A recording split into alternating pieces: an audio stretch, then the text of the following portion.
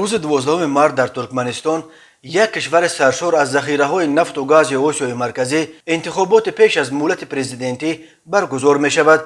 آوازدهی ساعت 7 صبح آغاز یافت و تا ساعت 21 شب دوام می کند.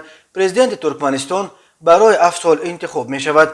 سه نامزد مخالفین که از عزم خود برای پیشبری نامزدیشان درک دادند به آوازدهی راه نیافتند. در نتیجه 3.4 میلیون انتخاب کننده ترکمن باید از بین 9 نامزد رهبر آینده خود را انتخاب کند. 8 تن از این نامزدها نفران برای جامعه ناآشنا بوده به احتمال غالب تنها به خاطر الترناتیوی جلوه دادن انتخابات و دادن مشروعیت بیشتر به پیروزی نامزد اساسی ثبت نام شدند. نامزد اساسی و غالب پیش از مولد انتخابات بدون شک سردار بردیمحمدوف 40 ساله، پسر یگانه و وارث کرسی پرزیدنت کنونی ترکمنستان قربانگلی بردیمحمدوف است. پدر او 11 فوریه در نشست تنتنوی بخشیده به 15 سالگی ریاستش به طور ناگهانی اعلام کرد که خسته شده است و از این رو از مقام پرزیدنتی کنار رفته را برای جوانان می‌کشاید.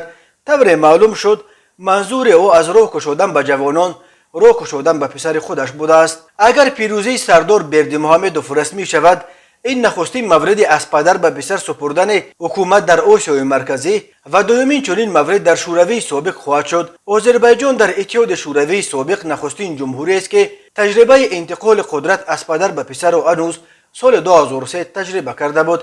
پرزیدنت وقت این کشور سرشار از منابع نفت قفقاز جنوبی حیدر علیف که در بستر مرگ قرار داشت توانست پیش از درگذشت خود پسرش الهام علیف را به جای خود پرزیدنت کند. در تاجیکستان چند سال باز تیاری به انتقال قدرت از پرزیدنت امامعلی رحمان به پسرش رستم امامعلی ادامه دارد، ولی تا کنون یک سلسله عامل‌های بیرونه و هم مخالفت برخی الیت‌های داخلی مانع عملی ساختن این نقشه شده بود.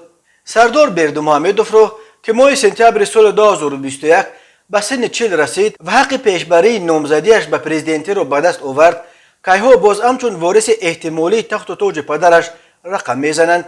سردار بردیمحمدوف 22 سپتامبر سال 1981 در اشقابات در خانواده قربانگلی بردیمحمدوف که اون وقت یک دختر دندان بود به دنیا آمده است. او دو خواهر دارد، گلجهان و گلشن. سردار بردیمحمدوف سال 2001 دانشگاه کشاورزی ترکمنستان را با اختصاص مهندس تکنولوژ و بعداً اکادمی دیپلماتی مسکو را ختم کرده است. بردیمحمدوف خردی چند سال در اتحادیه صنعت خوراکواری و سپس در سفارت ترکمنستان در مسکو و نمایندگی کشورش در اداره‌های سازمان ملل در ژنو کار کرده. ماه آگوست سال 2014 رساله نامزدی و علاقه ماه ایون سال 2015 رساله دکتریش را حمایت کرده صاحب عنوان دکتر علم‌های تکنیکی شد.